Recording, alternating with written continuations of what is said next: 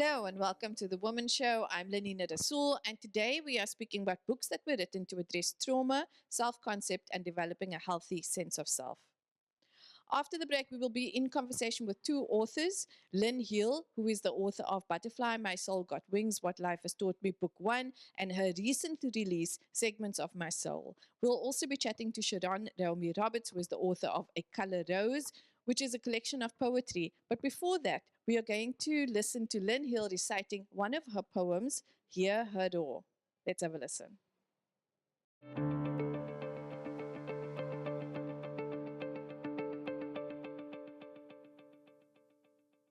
Hear her roar. She may have silently screamed when pain became her second name. She may have swallowed rivers of tears, pretending not to drown. She may even have contemplated death when she felt there was no reason to keep on keeping on. But now hear her roar as she shouts this to the world. While pain became my second name, it was my gateway to victory all the same. And the rivers of tears in which I thought I'd nearly drowned, well, that's now become my riverbed on which my mermaid treasures can now be found. And as for death, death died its bloody death when my divine purpose became my only breath. And now my roar is the tender, compassionate, inspiring whispers I feed my brothers and sisters so that their own suffering will not starve them. And now my roar is my voice through which I channel those who have been devoiced by systems and perplexities beyond their own control. And now my roar is the half moon that shines across my face as I smile at the beauty of living a purposeful, triumphant life. And now my roar is the license I choose to give myself to unconditionally love myself, because self-love now amplifies my presence in this world. And now my roar is my laughter that tumbles from deep within my soul, bouncing between light and love and the realization that I was never broken, but always whole. And now my roar is my self-made oasis, birthed in a desert in which I did not ask to be birthed in, get lost in, or get raped in twice. And now my roar is my unapologetic, uncompromised authenticity. And now my roar is the true celebration of my precious soul's sacredity.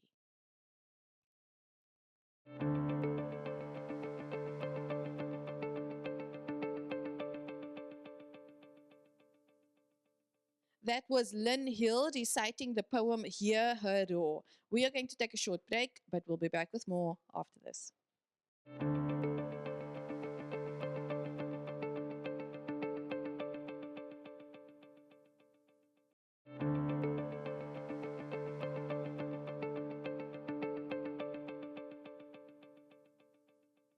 Welcome back. You're still watching The Womxn Show. And as we said before the break, today we are speaking about prose and poetry. And I have two wonderful authors in studio with me who have written the books that you see on the table.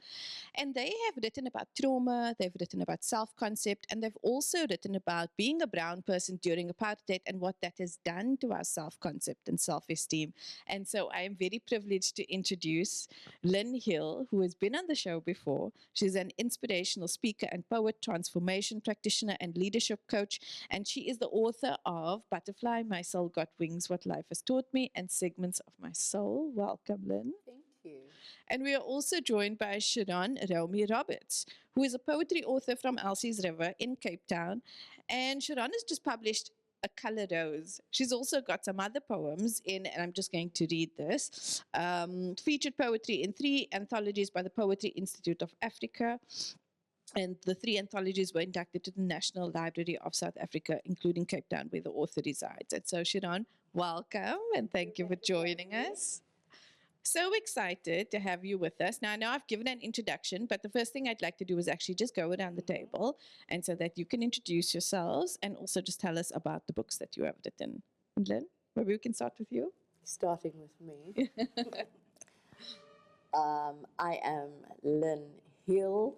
I am a global inspirational speaker, an author, award-winning author, poet, and there's a lot of other stuff attached to my name, except to say that I think more importantly, I am driven by purpose and passion and service, and my books are really an accentuation of that purpose, that my voice reaches others across the globe in my physical absence, and I'd love to believe that that's a part of my legacy. I love that. And I was just saying to someone this morning that the purpose of literature, someone was saying she read something and it made her feel a certain way. And I said that is the purpose of literature, is to pass on the feelings. Cheronne? I'm Cheronne Roberts from Cape Town, South Africa. This is my first solo book, A Color Rose. A color rose is basically a color or rose, me. It can also be other colored woman or any person who feels that they're of color, because every color is a color. We tend to just look at it from one perspective.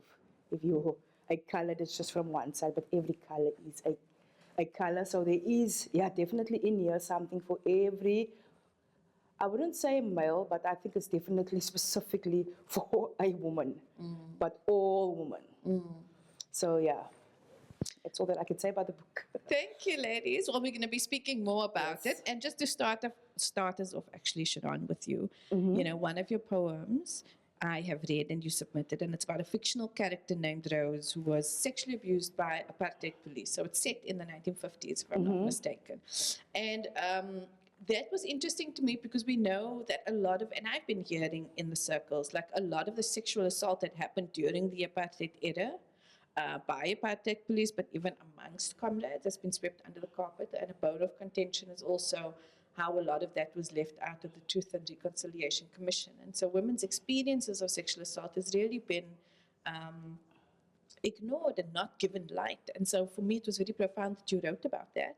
And so I wanted to ask you, what motivated that theme? Like, where did that story come from? Okay, so I had, I don't know, 30 poems, and then this publishing house said that we want 50.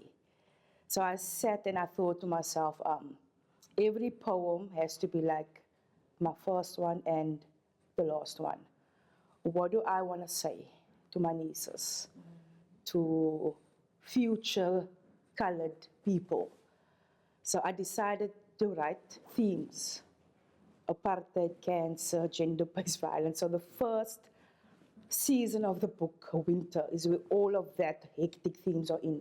Suicide, depression, using drugs, all of that is in there. Because those were specifically thought out themes that I felt it's not spoken about a lot and not also understood. And there are women who were victims, who are silent, who have passed on.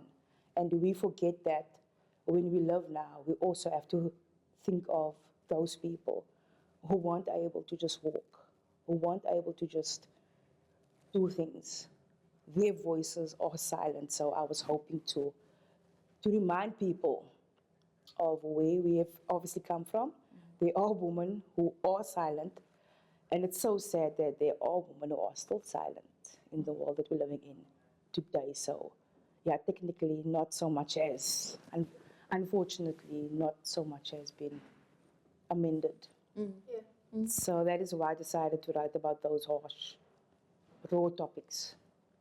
Thank you, Cheronne. And that's so deep, and that brings us straight into Lynn. And so, Lynn, you have also written about assault, your own brutal assault, and you brought actually one of those poems from your previous book into the new book, Segments of My Soul.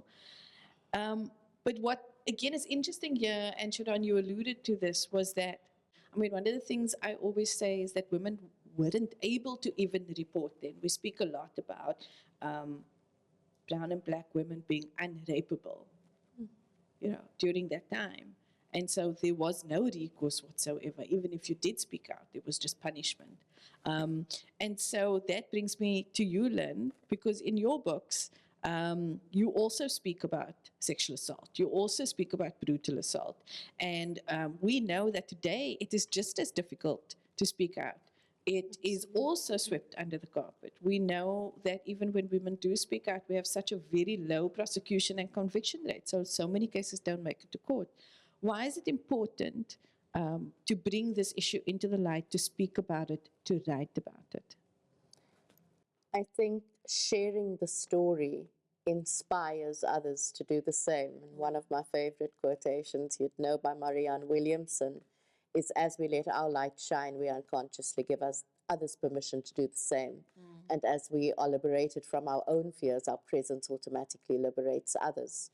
So the one part for me has been, that has driven me to share in both books. In the first book, while writing it, I had been raped only once. While editing the first book, I was raped for the second time. So I bring the second rape into this book, but I also use a third poem called The Rape of My Soul into segments of my soul. And that was because not all violation needs to be violent. Not all violation needs to be sexual. So when we share, we are automatically saying to someone else, I have been there, I've experienced it, because we know that trauma and pain are diminishers, but they're also isolators. And to know then, if you have sat in silence, and many sit in silence for so many years, to know that someone else has gone through it and has overcome it is liberating on its own. The other thing is that expression is the first form of healing. And as I express my truth, I am inspiring someone to not only express their truth, but to face theirs, because many victims live in denial, live in concealment, and that is part of the diminishment. So writing about it was inspiring others to not only share their story, but even if you've not been through trauma, to overcome whatever adversity you have been through, and to find the advantage in it, to find the purpose in it, because pain is too expensive to have gone through it for nothing. I love that. I love also that you speak about expression as a form of healing. I read a meme on Facebook actually the other day that said the opposite of depression is not joy, it's expression. Oh, perfect. And it was just like, it was such a beautiful thing. It was so profound, exactly. Yeah. So when we're sitting with all of this pain that is weighing us down, in what ways, shapes and forms can we express it? And I think even reading about it is also a form of expression. Lynn, you spoke about being able to impact people even where you are not physically present through your books, and we bring those feelings. Cheronne, I wanted to ask you, so let me say first, Lynn, I had attended an event that Lynn was hosting recently, and one of the things you said really struck me, that you had started saying instead of gender-based violence, you were saying gender-based violation, and you used the word violation now. I was saying afterwards that I really love that, because violation is a verb, right? And so when we think about gender-based violence, it's so broad, and the word violence itself feels like it's attributed to everything. And by saying violation, it implies something that is done against somebody else. Yeah, and also if you don't know the act, and what the act, the gender-based violation act entails, or violence, gender-based violence act entails, the fact that when violation is not violent, it becomes a scapegoat for the violator. So we know, we've spoken before already about particularly, let's say, rape victims who don't look, who haven't been beaten, who don't bear many physical scars. This particularly happens in date rape, and they don't seem as if they have been violated. Yeah. I want to speak about, Lynn. So you brought up another poem that you did, which is The Rape of My Soul. And you said that that alluded to other forms of violations as well. So not just rape.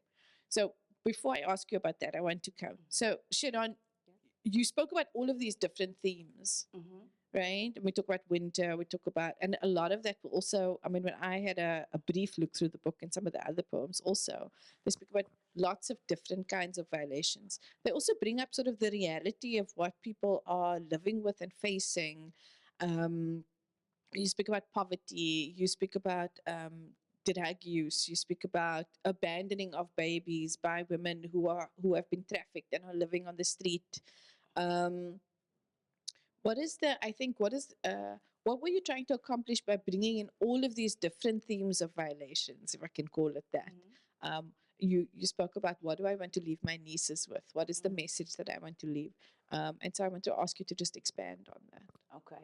So, unfortunately, as a colored woman, that is what we see. So for us, it's not that, like, I would say, random themes. It's normal life, which is so sad because those are all things that I've seen happening. But for the next person, it will be like, wow, I wonder how she thought of that and that. But it's sad, but for a colored woman or in our areas, it's normal. So I also obviously wanted to be authentic, speaking about things that I've seen, things that I've heard of, and how vastly our perceptions are of our lives compared to somebody or a woman in a whole other socioeconomic background. So we have to deal with our environmental factors, which is all of those sick and dark things. You have to deal with your skin tone out there in the workplace. You have to deal with all these other things.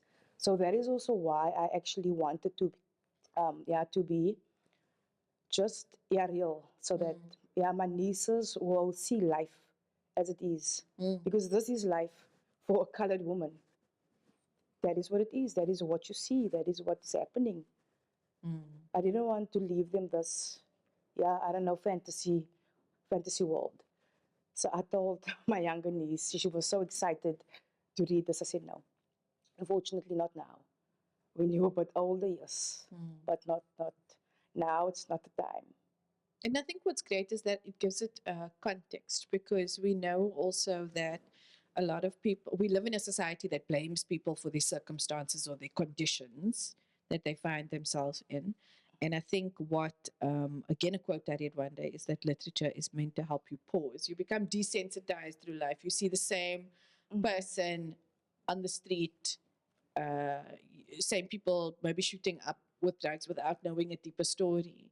And the way sometimes we write something is to bring that story out, is to not paint that person as deficient, but as a result of their circumstances. And that was really what I felt when I was reading some of your pieces. No, yeah. Lynn, I wanted to ask, so when we come back to The Rape of My Soul, and you speak about different types of violations, and you're expanding that violation, not just from the sexual assaults that you have experienced, but also you wanted to speak about broader violations that sometimes don't even look like violation. What are we speaking about there?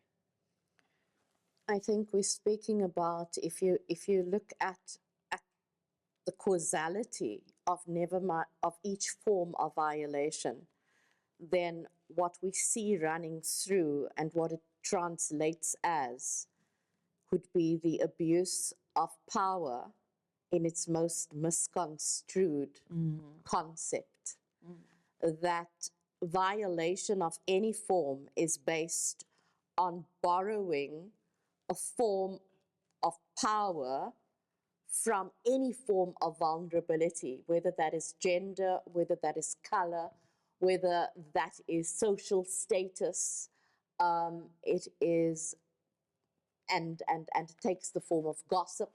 It could take the form of any notion of superiority, any notion of, I can do this because I'm licensed to do this based on the fact that I am more superior. Whatever that reference of superiority and inferiority is. And so violation is anything that robs us from seeing each other and ourselves as the beings that we were born to be and become. I love that. I love the description because one, it validates people who may have experienced these types of violations, particularly gossip. And I'm going to say here again, for women who have been sexually violated, gossip is. We think the word gossip sounds so innocent and it's just talking about somebody else, but actually, it's a massive violation, particularly when somebody has been sexually assaulted. Yeah. We've spoken about that, how within the community, within the family, gossip is one of the hugest backlashes. It translates into persecution. And so I love the analogy that you're giving because also, hopefully, it speaks to the people who do the gossiping as well that might think it's harmless to just talk about this thing, but actually, it is a violation. It is doing harm. Ladies, we need to take a short break, but we will be back with more after this.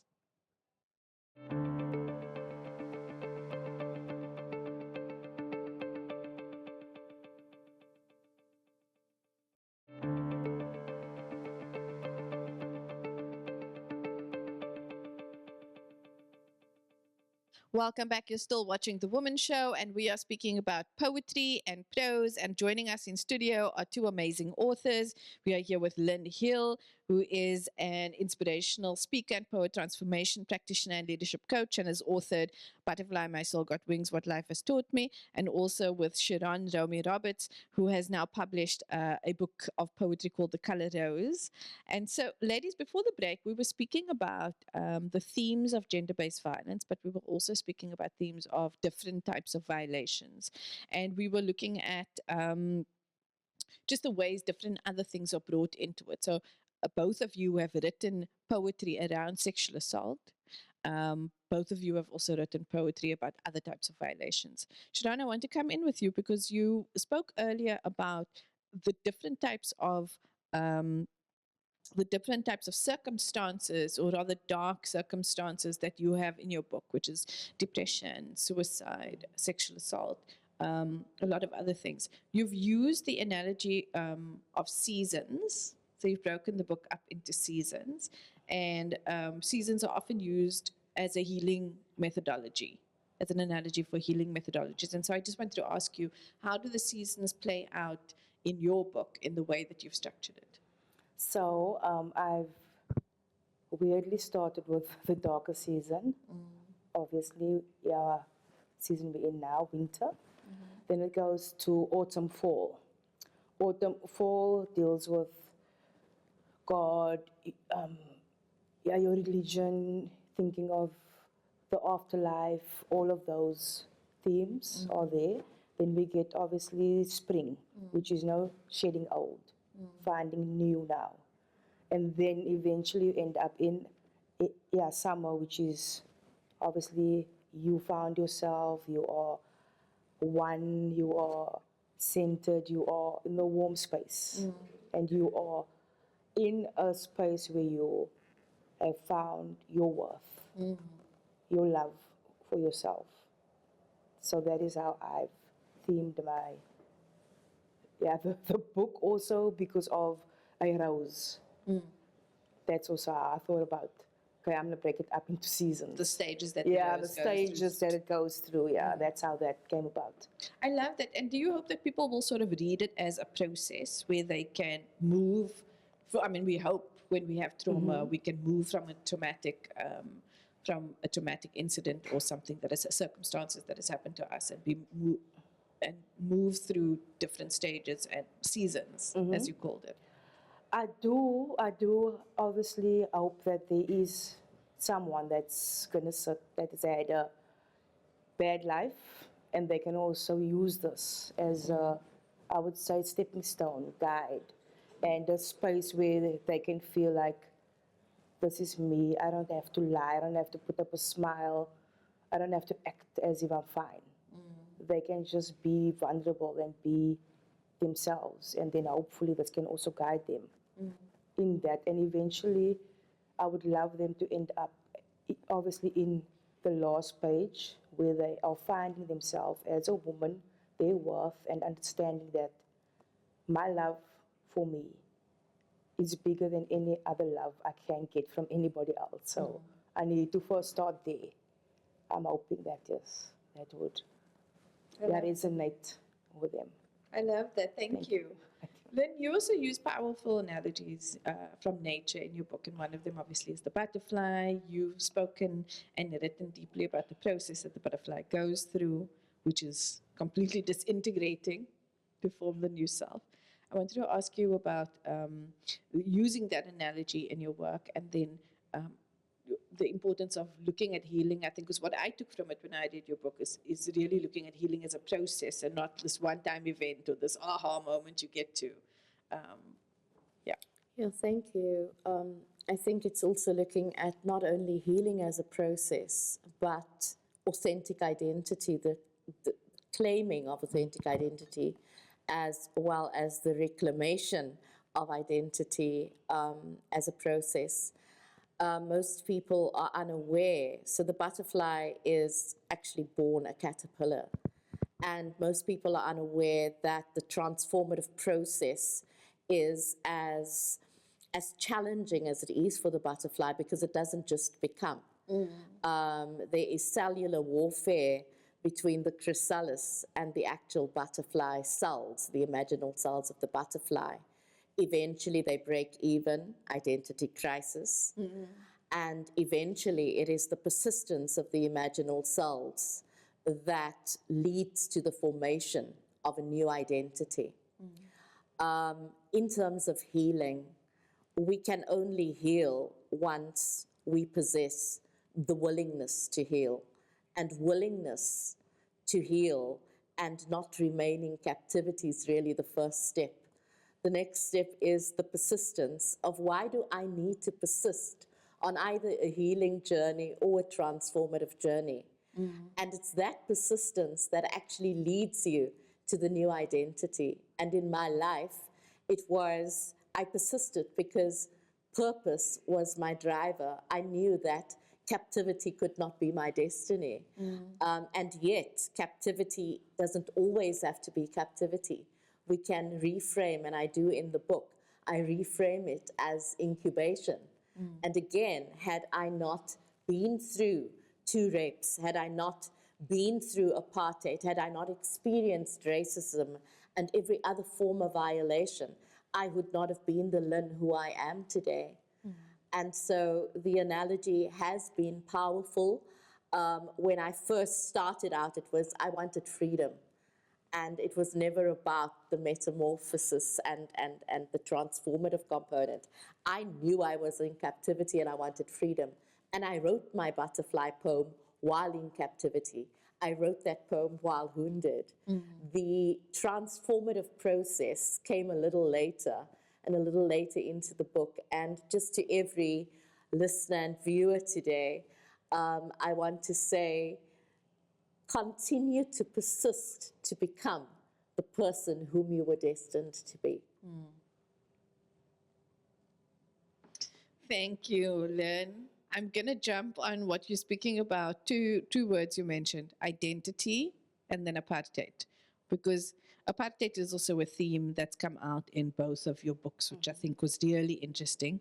You both speak about race as an integral theme. Cheronne, you wrote in The Color Rose, in that poem, reminded of her class every day with the apartheid regime, to feel free and human was her true unspoken dream.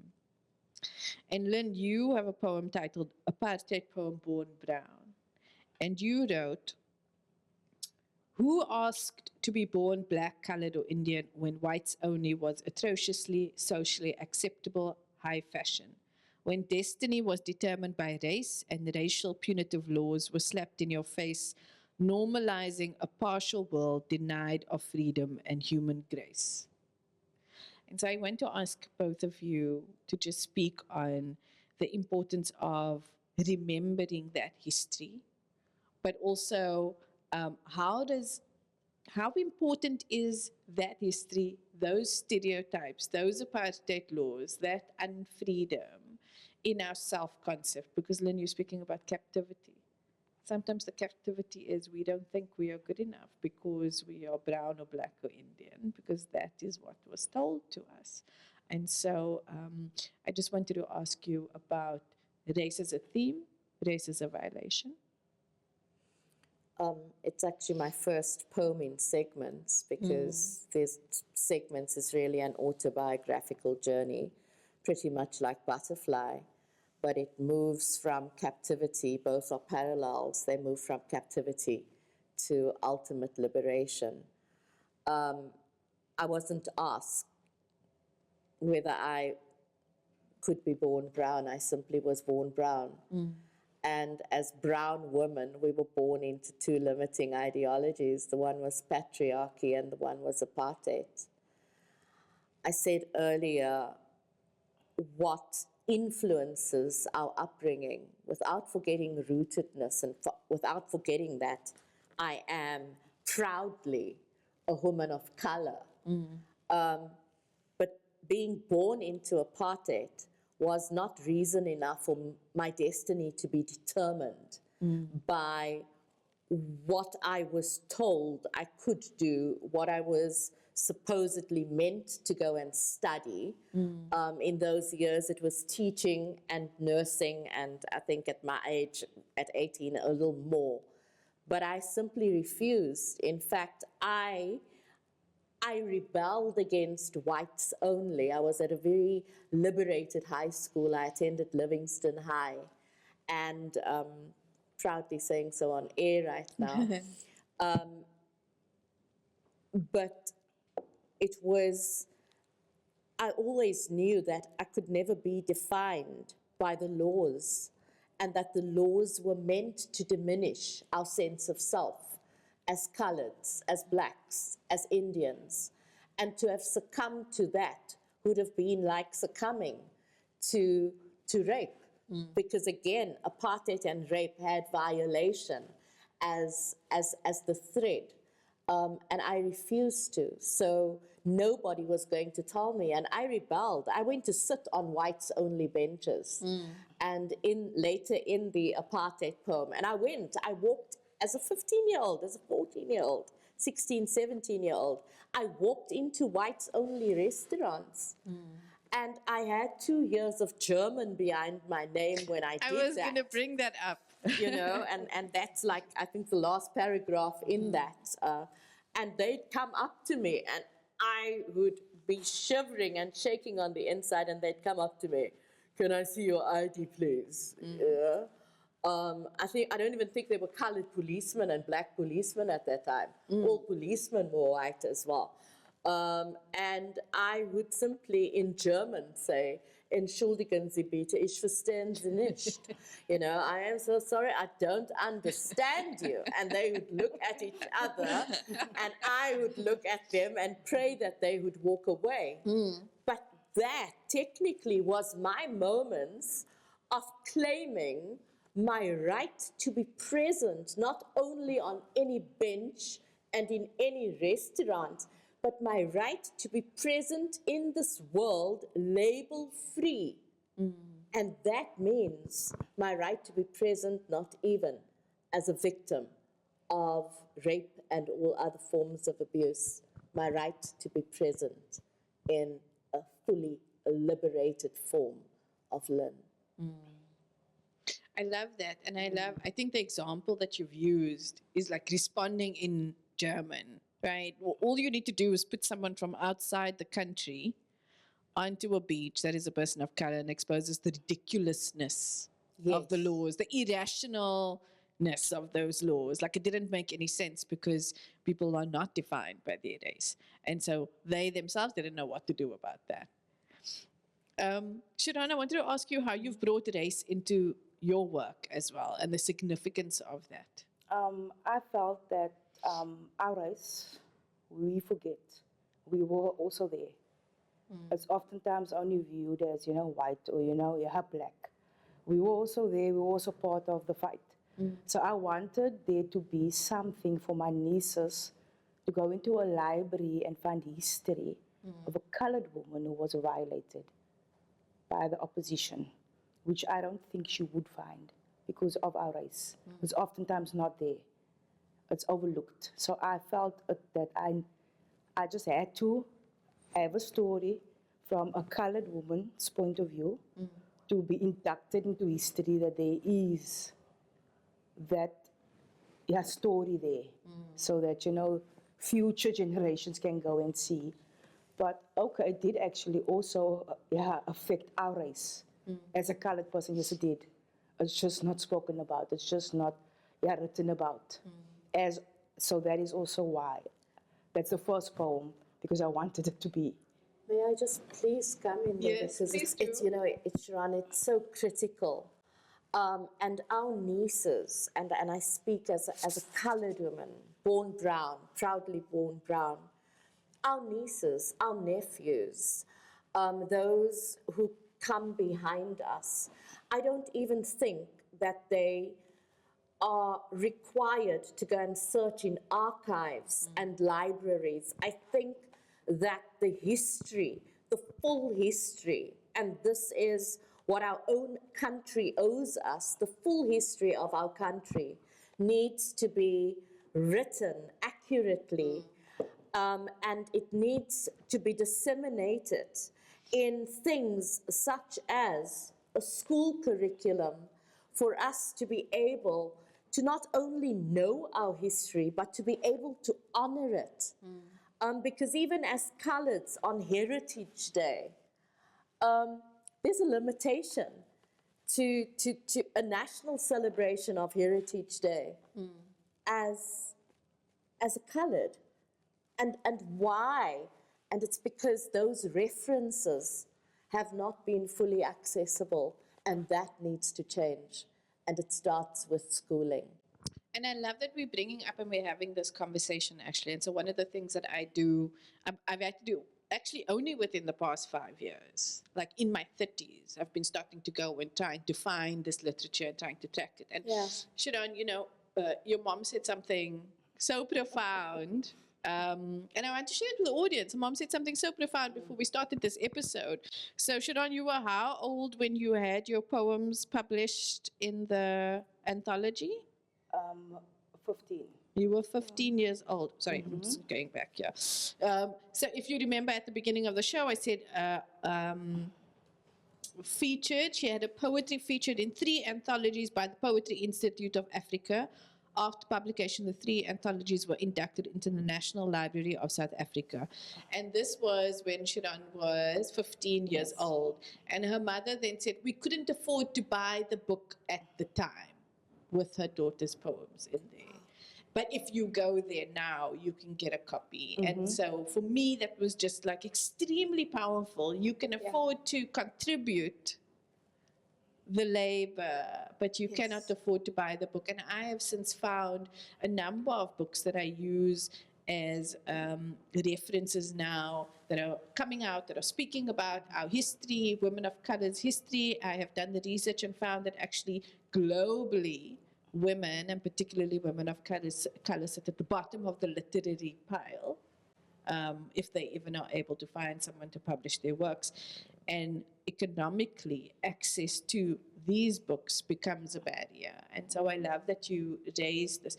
I think as authors, Lynn, you were talking about there needs to be more. We need to have greater access, greater dissemination. You spoke about the curriculum. Cheronne, what are your thoughts also on how we can share knowledge about, you know, all history, but particularly women's history, I think, which has been unacknowledged for the longest time? I think that there is, definitely something that they need to do with obviously getting the work into the schools. Also, as a published author, I can say it was hard getting it published here. Just tell into you have library. 3 minutes, but can you just tell us quickly? Yeah, I couldn't get it published here, but yet I got 6 international offers for this book. I am still trying to get it into the libraries here, yet it's over 40 libraries in America, Canada, Toronto, I don't know where all. So that is just an example of how hard it is for you here, yet you're so accepted as your art, as your heritage, as your culture to be preserved by a foreigner. Do you understand? So that is also part of something that they need to look at because it's a bit, despondent. Yeah. Wanting to write, but you have to go through all these things within Cape Town, but overseas I'm not even doing anything, and they putting it in all the libraries everywhere, in the biggest bookstore, in the smallest bookstore, in the oldest bookstore in the world, but it's not in one bookstore yet here. And so that is very profound when we're thinking about access and distribution and where we stand as women of color. I am so sorry, we're almost out of time, so I'm going to just ask each of you, how can we get hold of the books? We're speaking about access. We're speaking, it starts our I think, education and our knowledge starts with us getting hold of the books that are written and supporting. Lynn? So Butterfly is available on Amazon, in Kindle, hard and soft. She's available on Take-A-Lot. She is available on in some P&A stores, exclusive books, Cape Town International Airport. What have I missed? And that's Butterfly. Segments of My Soul has not been officially launched yet, but certainly will be available and more readily so. Both of them are now going the global distribution list. Gee, what you have said previously, woman, that just, Cheronne, that just resonates so deeply, and will be available. Her digitized copy will be available and will be sold from my website to speak to accessibility as well. I love that. Cheronne? Yeah, locally, Amazon, South Africa, and Take-A-Lot. Okay. Thank you so much. Thank you so much for coming on, for sharing. This was such a great conversation.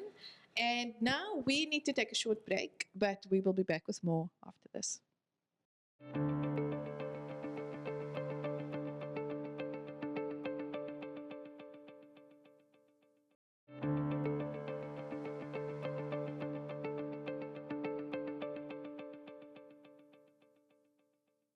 Welcome back. You're still watching The Womxn Show, and we've been having a wonderful conversation with two authors about their books, about trauma, and about healing.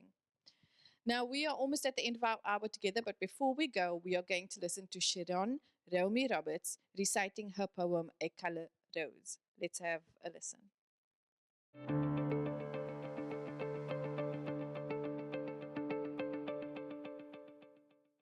A color rose.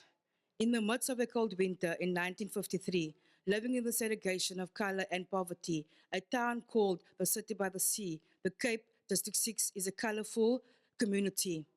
So she was classified as non-white, either black or two syllables in between. In social housing, there's a girl named Rose, aged only 13. She was reminded every day of her class with the apartheid regime. To feel free and a human was her true unspoken dream. Down on the shoreline designated for the underprivileged family, she collects marine debris and seashells for art and for history.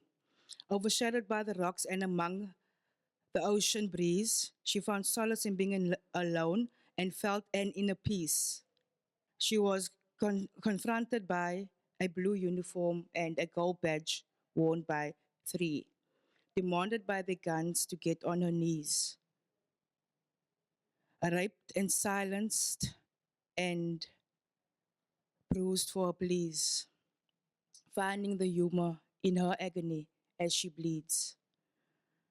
And after impregnating her with a racist seed, the white policeman threw her into the dirty streets.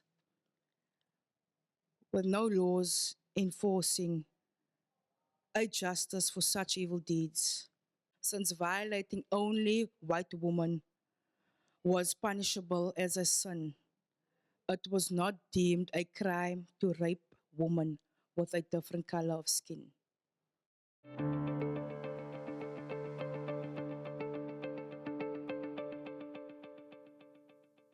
That was Cheronne Roberts reciting the poem A Color Rose.